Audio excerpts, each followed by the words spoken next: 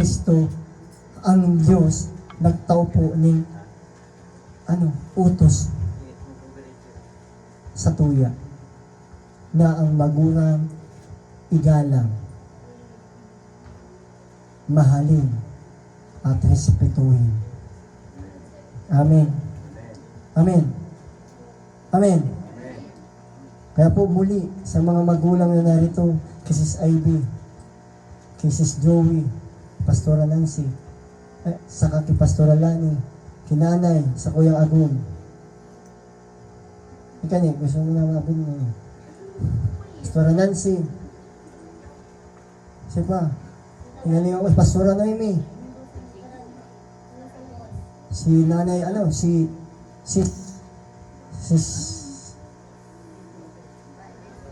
Marisol, saka si Sis Vanessa.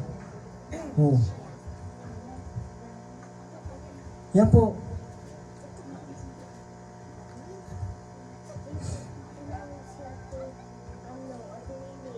Mahalin po natin sila. Amen?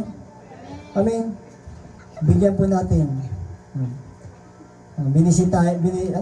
Binisita po tayo ni, pinsan po ni Marites. Aling Marisol. Yan. Amen. Yan. Ulit, mga kabataan, ano pong dapat gawin? Ano po ang utos ng Diyos sa atin?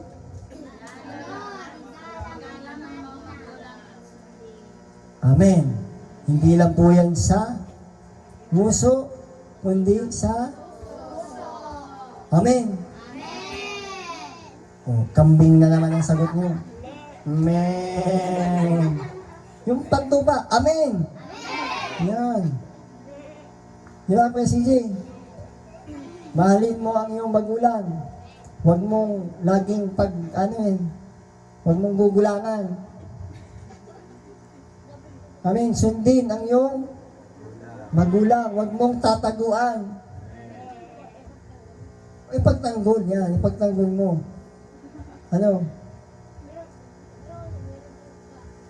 Ha? May kaulay, pero may pagmamarites na lang si mama mo. Yan. Si pamangkin ko po yan yung No, may natutunan ba? Tapos inulit ko bago matulog. Pagkatapos nito, pagkatapos kumain, mag-pray, ha? At pagkatapos, magkaroon kayo ng pagkakataon, lapitan nyo si Pastora Nancy, si Mama Nancy nyo, Mama Noemi, Mama Lani, diba? Mami Nobi, magpasalamat po kayo. Amen. Dahil po binigyan po tayo ng mga ilaw ng tahanan. At binigyan po tayo ng magulang na may Kristo sa buhay. Amen. Amen. Amen. Yan po, 2 verse lang po ang binigay po sa akin ngayon. Amen. Actually po, ewan ko kung bakit biglang ganun po ang naging transition. Nung sinabi ni Pastor Mark kanina, kumanta tayo ng, ikaw ang sagot sa mga exam ko. Diba? Diba? Minsan ka nag-i-exam kaya, nag-iisip si bata. Diba? Nagpunin dyan, diba? Kaya, kaso bago, pigtawantang onra na makantaan ni Pastor Mark ang sayang agum. Magitarahan ni Brother Marlon ang sayang agum. Amen? Maibayli ni Pastor Rico ang sayang agum. Dawa ginagabatan na siyang maray. Dawa ginagabatan na sa buhay. Di ba? Kaya patapos. Amen. Diba? Si Pastor Richard, ibinaili si Pastor Lani. Amen. Ito, sabi niya sa sarong beses, pero huwag doon hihinto. Amen. Doon ka lang magkakaroon ng special. No? Araw-araw. Hindi po seasonal. Amen. Yan. Inulit, ano po ang kailangan nating ipakita sa ating mga magulang? Itagalan, pagsunod, pagmamahal, ano ba? Respeto. Amen. Amen. Amen. Ulitin ko, si Jesus Christ naghugas ng paa, tayo naghugas ng plato. Amen. Huwag nang Huwag nang kakatamaran. Pagkain na naman ang ano nyo. Para walang hugasan, huwag nang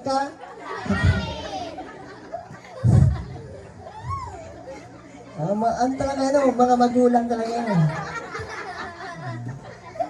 Amen. Palagpakan natin ang Diyos na buhay.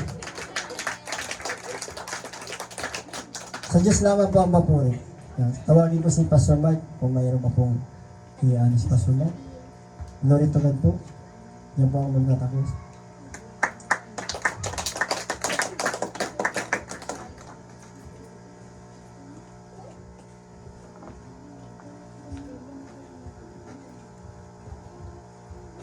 Is God ito. Gawin lang natin maikli. Yung turo po ni Pastor TJ, igalang mo ang iyong ama't ina sa gayong paraan, hahaba, giginhawa ang iyong buhay dito sa lupa. Amen. Yan. Amen po ba? Amen. Yan ay para sa mga anak. Amen po ba? Kung gusto mong humaba, guminhawa ang iyong buhay, igalang mo ang iyong ama't ina. Pero sa totoo lang, hindi po nagagawa yan ng mga kabataan ngayon. Amen. Pero ngayon, dahil nalalaman ninyo na yan ang unang utos na may kalakip na pangako, gagawain na po ba? Amen. Ayan. Pero dapat balance yan. Amen. Ganito yan. Ikaw din na magulang, kung alam mo na yan ang susi ng pag-unlad at paghaba ng buhay ng iyong anak, ano ang dapat mong gawin?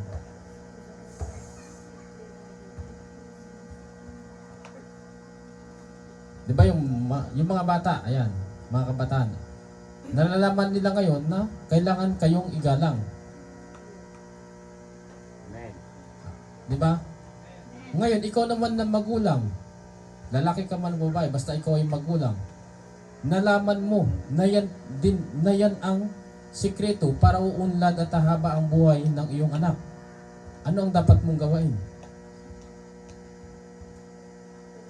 Dapat ikaw ay maging kagalang-galang na magulang. Amen po ba? Amen. Maging kagalang-galang ka sa iyong anak. Para yung anak mo, hindi siya mahirapang igalang ka.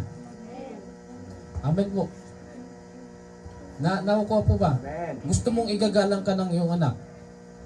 Pero ikaw na magulang, hindi ka naman kagalang-galang.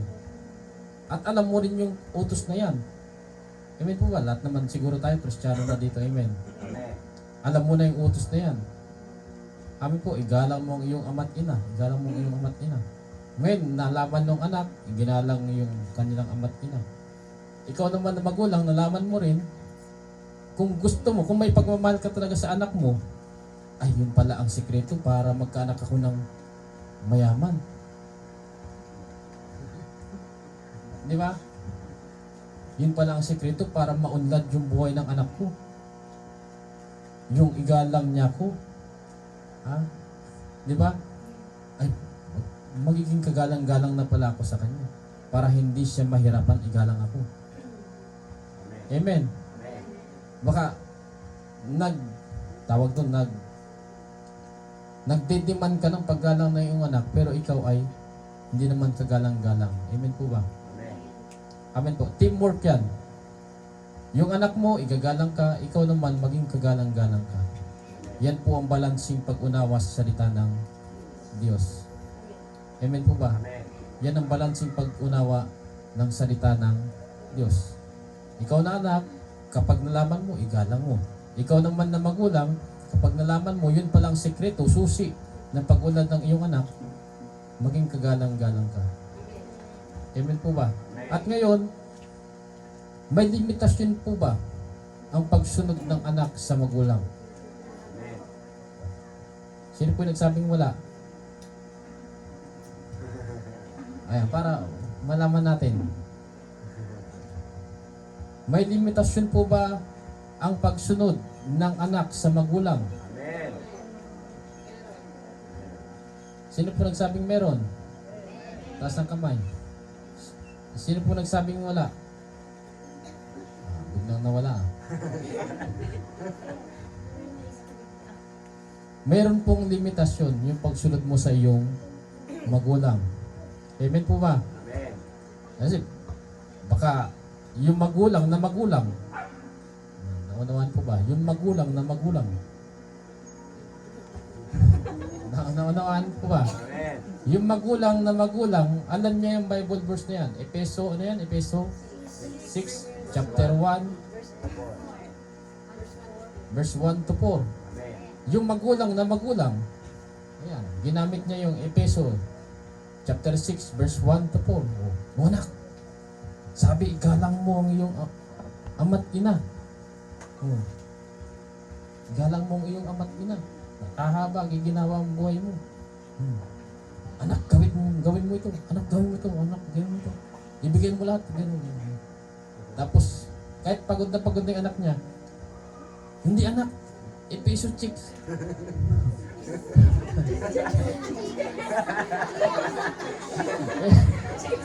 Epeso chapter 6. Chapter 6. Chapter.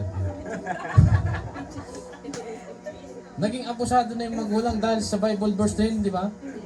Naging abusado. Anak, baka nakakalimutan mo, Epeso chapter 6. Anak, huwag ka nang atin ng church ha. Epeso chapter 6, verse 1 to 4. Anak, talikuran mo yung ang Panginoong Jesus ha. Talikuran mo, Epeso chapter 6, verse 4. Igalang mo ngayong matin. Susunod po ba kayo? Anak, may lubid dyan oh. Ayan oh. Ang gandang lubid dyan oh. Tamang-tama pagsabit ng leg mo. Epeso chapter 6, verse 1 to 4. Oh, sabit mo na ha. Sabit. Yung leg mo ha. Susunod po ba tayo? Anak, talon ka sa bangin. Epeso chapter 6, verse 1 to 4. Galang mo ngayong amat ninaw. Susunod po ba tayo? Oh, ngayon, may limitasyon po o wala? May limitasyon. Amen po ba? Amen po. Amen. Alangan na pagagawain ka na ng masama ng magulang mo, ay susundin mo pa. Amen po ba? Siguro naman lahat po tayo may sentido common. Amen. Sa English po, common sense. Amen. Amen po ba? Amen. Amen po. Amen. Baka sinabi ng magulang, kain ka ng tayo. Ephesians chapter 6, verse 1 to 4. Kakain ka ba? Hindi. Kasi meron kang sentido common. Sa English po, meron kang common sense. Kasi madali mo lang masense. Tayo yan eh. Di ba? Tayo. Ano ba naman Mama, Papa, ano ka ba naman? Alam mo, tayo yan eh. May common sense po tayo. Amen. Amen. Amen. Pero minsan, hindi po nagagamit. Amen po ba? Amen po. Amen. Okay? Yun lamang po. Yun po lang.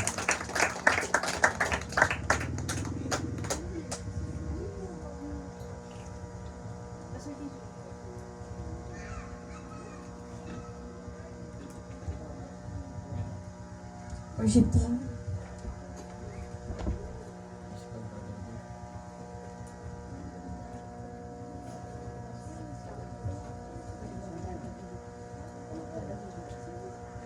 Joseph Pagkita.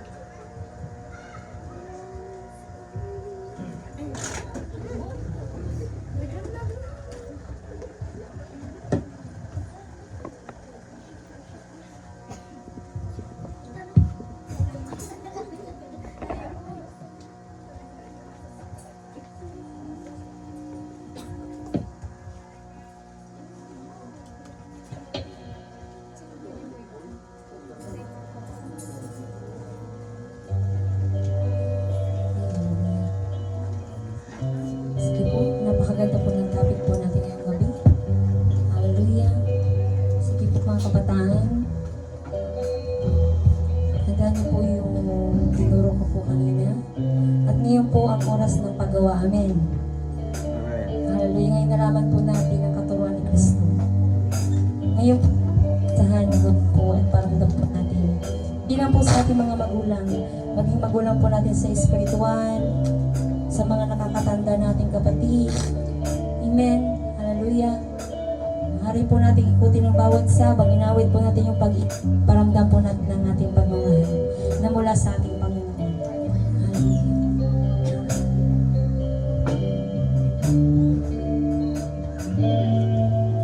Pag-ibig ang siyang bumuka sa ating puso at kaluluwa, ang siyang nagdulot sa ating buhay, liwanag sa liig at pag-asa. Pag-ibig ang siyang bumuka sa ating puso at kaluluwa, ang siyang nagdulot sa ating buhay. Hindi po mga asawa, kung nandito po yung asawa, paramdam po natin ang pag-ibig ni Kristo. Pag-ibig ang siyang buklod natin, di mapapanig kailan pa man sa puso't diwa. Tayo'y isa lamang kahit na tayo ay magkahiwalay. Pagkatapos natin Diyos na pag-ibig, siya pangulang ng mahal sa atin. Kaya natulog po tayo ng mahalala kay Kristo na ating maramdam ang pag-ibig po sa atin. At kung tayo'y bigo, ay huwag limutin na may Diyos tayo nagmamahal. Pagkatapos natin Diyos ng pag-ibig, magmahalan tayo't magtulungan. At kung tayo'y bigo, ay huwag limutin na may Diyos tayo nagmamahal. Sisikapin sa ating paghayo, mga kapatid, sa buong tayo may nagkulang. Sabitin po natin sa mga mag-isya ng ating mga bibig na pag-ibig natin sa ating mga magulang. Bawat puso sa pagsuyo sisikapin sa ating paghayo, ipamalitan sa buong mundo pag-ibig ng Diyos na siyang sumako sa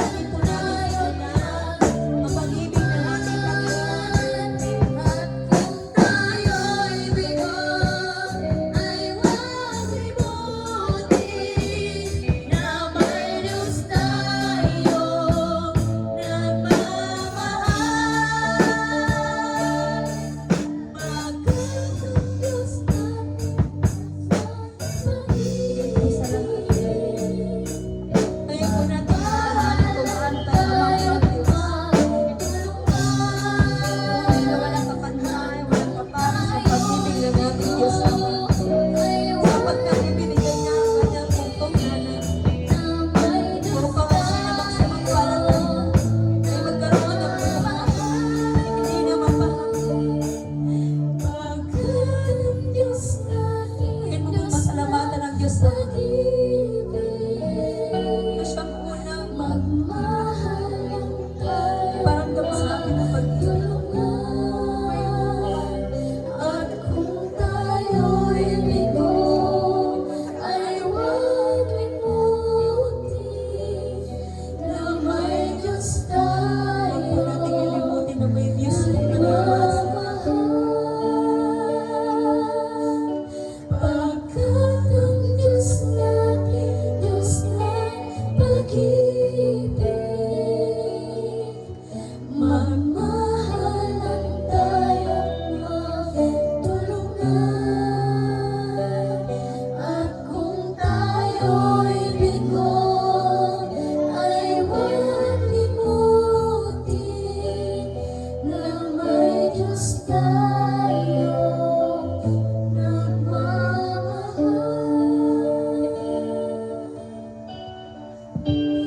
Diyos ang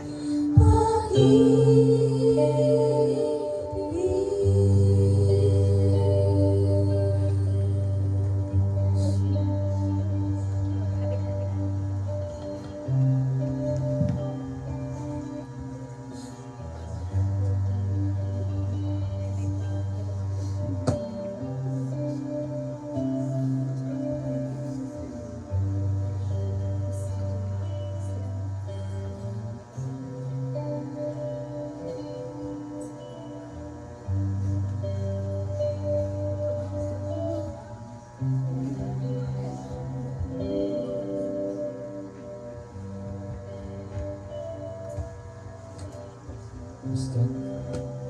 Amang Diyos na banal dakila sa lahat. Muli kami po ay nagpapasalamat sa mga mensahe na namin narinig na inyong pong banal na salita. Amang Diyos, lahat ng aming napakinggan tungkol sa pag-ibig, paggalang namin sa aming ama't ina, sa aming mga magulang dito sa mundo.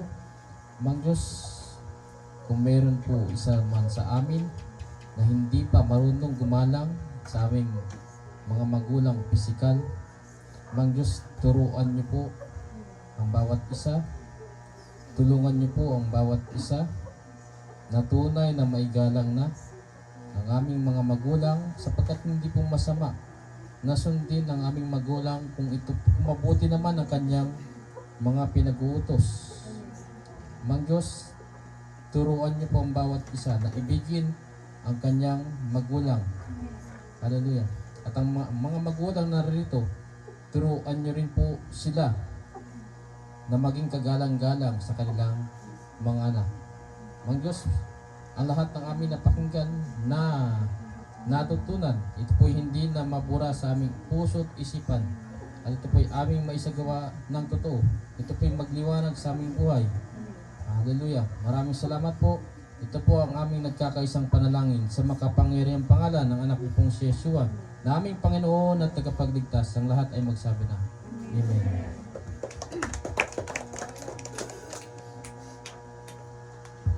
Hallelujah. Nandito na tayo po sa huling pagpupo ng ating gawain sa pagbibigay. Inayan ko po muli na magtuturo po para sa pagbibigay ang ating lingkod, Pastor Richard.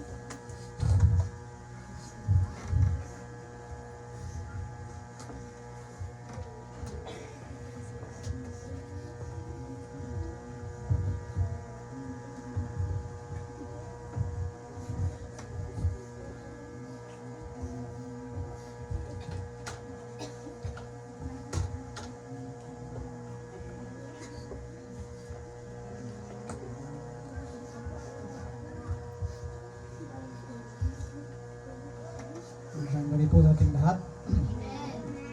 Hallelujah. Anong oras na ba? Oras na po ng pagbibigay. Hallelujah. Hallelujah. Mahal po natin ang Diyos. Hallelujah.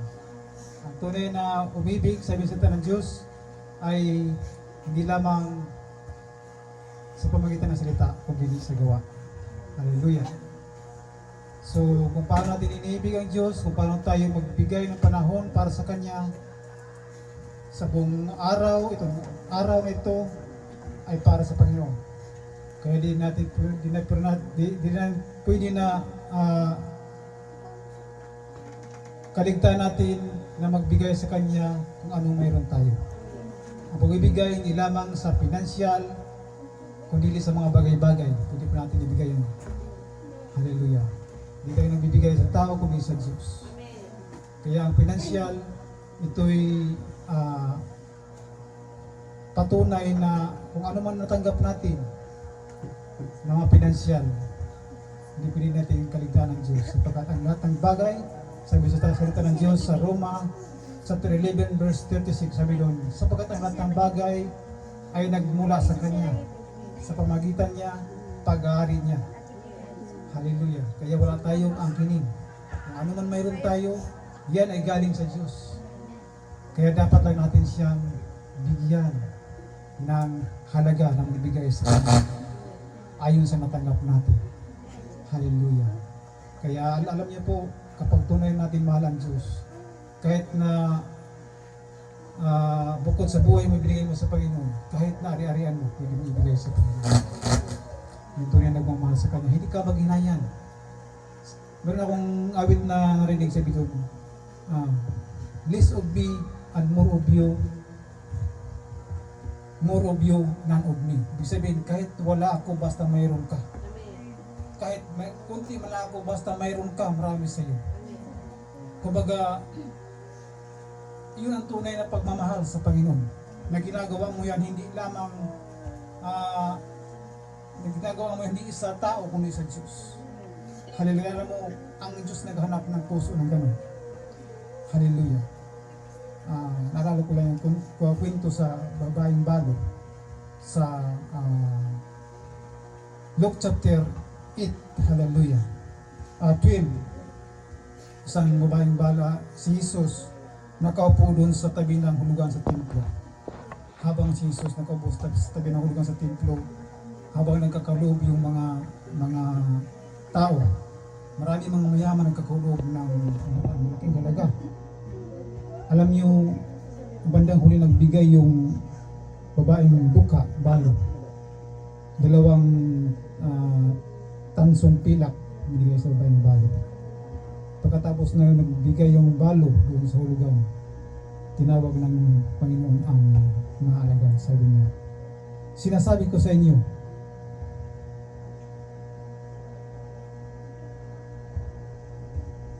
nagbigay lamang sila ng bahagi ng kanilang kayamanan. Pero ang babaeng ito, nagbigay siya sa buo niyang kinabubuhay. Kumbaga, siya ang pinakamalit na binigay, siya ang tinuturing ng Diyos na pinakamalaki sa lahat ng binigay. Bakit buo niyang kinabubuhay? Doon siya nabubuhay. Hallelujah. Ang Diyos naghanap ng ganong puso. Hallelujah. Yun ang gusto nating matutunan sa buhay Kristiyano kung paano tayo magbigay sa Panginoon. Mataas ang puso ng Diyos. Hallelujah. Alam niyo, kapag nakita ng Diyos sa isang tao yan, mataas ang puso ng Diyos.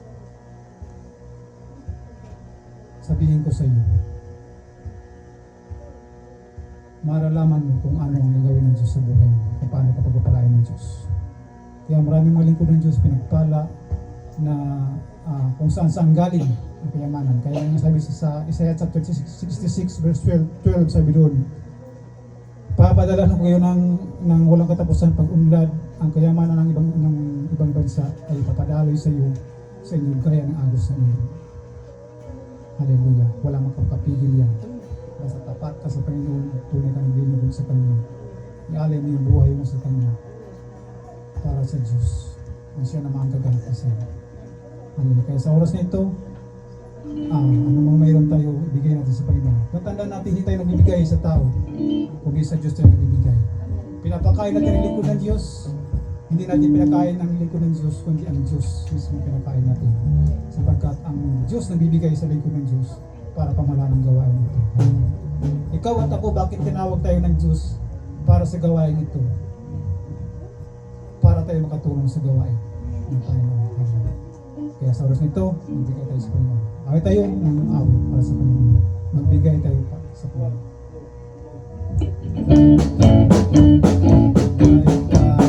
Sa Panginoon tayo ay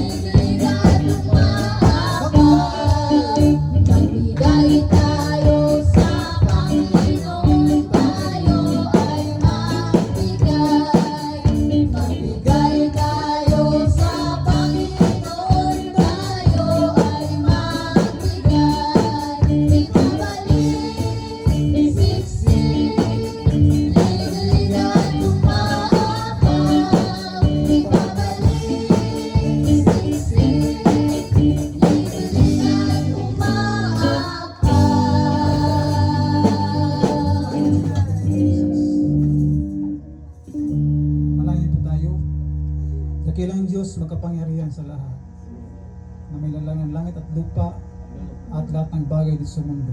Salamat Panginoong God sa mga tao na rito. Ang nalangin ko Panginoong God, na matutunan namin Diyos ang tunay na pagmamahal sa iyo. Pagmamahal na hindi makita ito sa mundo, kundi makikita sa buhay mo, O Diyos.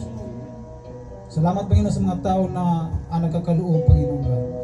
Alam mga mayroon sila, alam mga sila ba'y nangailangan ng trabaho, Panginoon God, katagpuin mo sila, Panginoon God. Sapagkat alam namin, Panginoon God, kapag kami humingi sa iyo, ibibigay mo, Panginoon God. Hallelujah. Salamat, Panginoon God, na itong gawain ito, Panginoon, na magpatuloy. Hallelujah sa iyong kalooban. Ano mga hadlang ng kaway ng tatagumpay, Panginoon God. Salamat, Panginoon God, sa pinansin na ito. Magamit for your glory alone. Salamat po kung saan magdalangin sa Panginoon Jesus. Amen.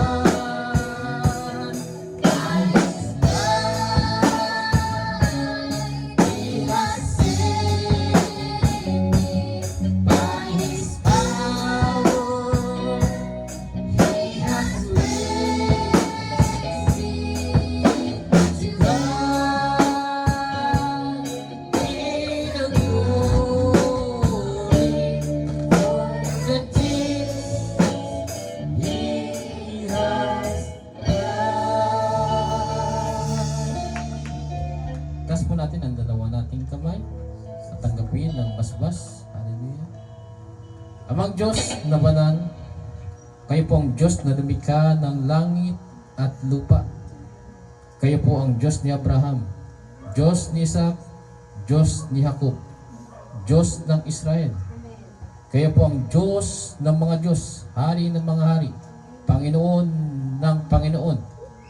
Sa inyo po ay walang imposible. Kaya o Diyos, sa inyo po itinataas sa mga taong ito.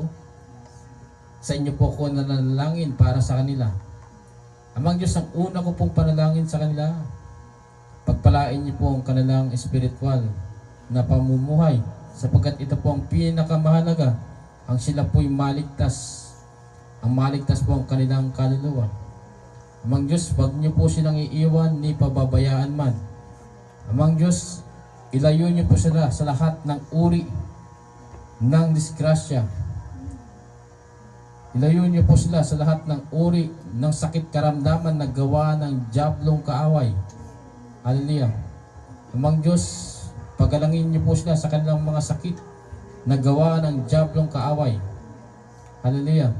Pero kung ang sakit na ito ay kalooban po ninyo para maituwid ng taong ito, mangyari po ang inyong kalooban. Amang Diyos, ibigay niyo po sa kanila ang mga pangangailangan nila upang masunod nila namin ang inyong pong kalooban. Kayo po magpakain sa amin 3 beses isang araw, O Diyos. Sa inyo po manggaling ang kapayapaan namin, hindi sa mga bagay-bagay sa mundong ito. Amang Diyos, patuloy niyo pong pagkaisay ng mga taong ito sa pamamagitan ng aming Panginoong Hesukristo. Amang Diyos, sa aming paghihiwa-hiwalay, magliwanag po ang mga taong ito sa kanilang mga kasalumwa. Masabi nilang totoo na mayroong Diyos na nagpapabago ng masamang tao. Amang Diyos, ito po ang aking dalangin sa makapangyarihan, pangalan ng anak niyo pong si Yeshua na aming Panginoon at tagapagligtas. Ang lahat ay magsabi namin. Amen. Love, love, love!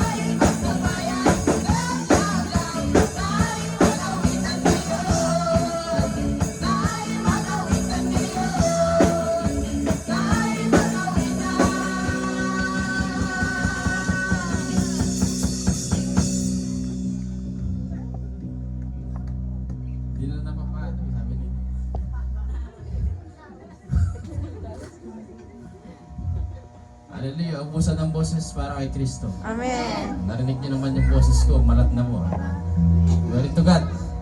Ubusan ng boses para kay Kristo. Amen po ba? Hindi po ito performance sa tao, kundi performance sa Diyos. Deserve po ng Diyos na tumanggap siya ng pinakamaganda nating talento. Amen. Kung ikaw ay mga awit, ibigay mo yung pinaka-the-best mong pag-awit. Kung ikaw ay gitarista, ibigay mo yung pinaka-the-best mong kalabit. Basista, ganun din. Sa drum, ganun din. Kaso hindi umaabot yung stick eh. Sabi ni Siri, ang lapit na walang pa.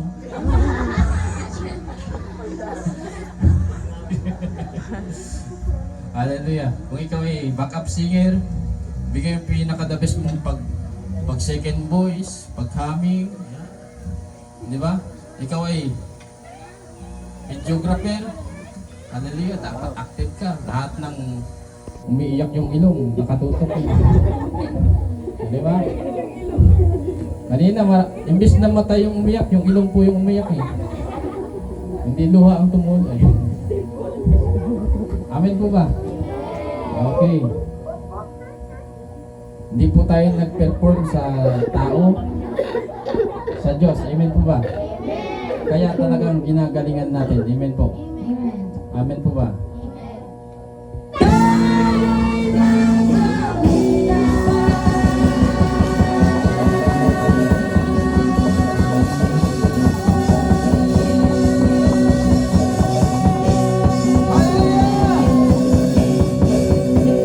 Sabay-sabay po tayo. Isa pa tayo magawitan. Tayo'y magawitan.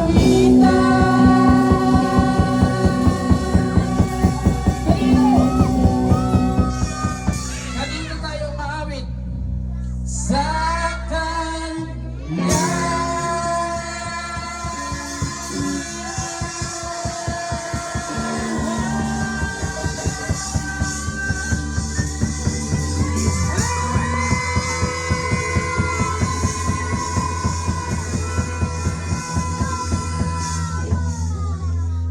To God be the glory. Hallelujah. God bless. Ay panayin. God bless panayin guys. God bless. Body Christ. God bless us. Hallelujah. Hanggang sa muli.